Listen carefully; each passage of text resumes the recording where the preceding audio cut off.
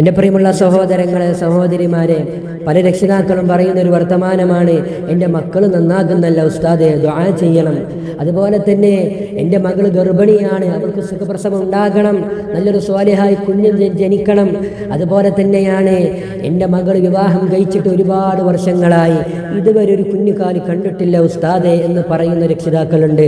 അതുപോലെ തന്നെ എൻ്റെ മകൾക്ക് നല്ലൊരു സന്താനത്തിന്, നല്ലൊരു ഇണയെ കിട്ടണം, എവിടെ നോക്കിയാലും പെണ്ണ് കിട്ടുന്നില്ല ഉസ്താദേ, നല്ലൊരു പെണ്ണിനെ കിട്ടണമെന്ന് പറയുന്ന പല രക്ഷിതാക്കളും, നിരാശയായിട്ട് പറയുന്ന പല രക്ഷിതാക്കളുണ്ട്. അവരോട് എനിക്ക് പറയാനുള്ളത്, എൻ്റെ ഉമ്മമാരെ നിങ്ങൾ ഒരിക്കലും നിരാശപ്പെടാൻ പാടില്ല.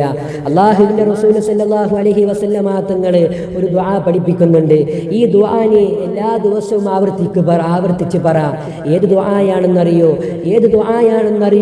അല്ലാഹുവിൻ്റെ റസൂൽ സല്ലല്ലാഹു അലൈഹി വസല്ലമ തങ്ങൾ പറയുകയാണ്, അല്ലാഹുമ്മ ഹബ് ലനാ മിൻ അസ്വാജിനാ ഖുർറത അയുനിൻ വജഅൽനാ ലിൽമുത്തഖീന ഇമാമാ. അല്ലാഹുവിൻ്റെ റസൂൽ സല്ലല്ലാഹു അലൈഹി വസല്ലമ തങ്ങൾ പറയുകയാ, മക്കളില്ലേ, വിവാഹം കഴിച്ചിട്ട് ഒരുപാട് വർഷങ്ങളായോ, മക്കൾ നന്നാകുന്നില്ലേ, നല്ലൊരു ഇണയെ കിട്ടണോ? ഈ ദുആ നീ ആവർത്തിച്ച് പറ. ഈ ദുആ എല്ലാ ദിവസവും നീ പറ.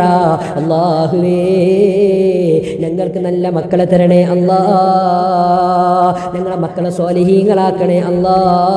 വിവാഹം പ്രായമെത്തിയ ആൺമക്കൾക്കും പെൺമക്കൾക്കും അനുയോജ്യമായ ഇണകളെ നൽകണേ അല്ലാ.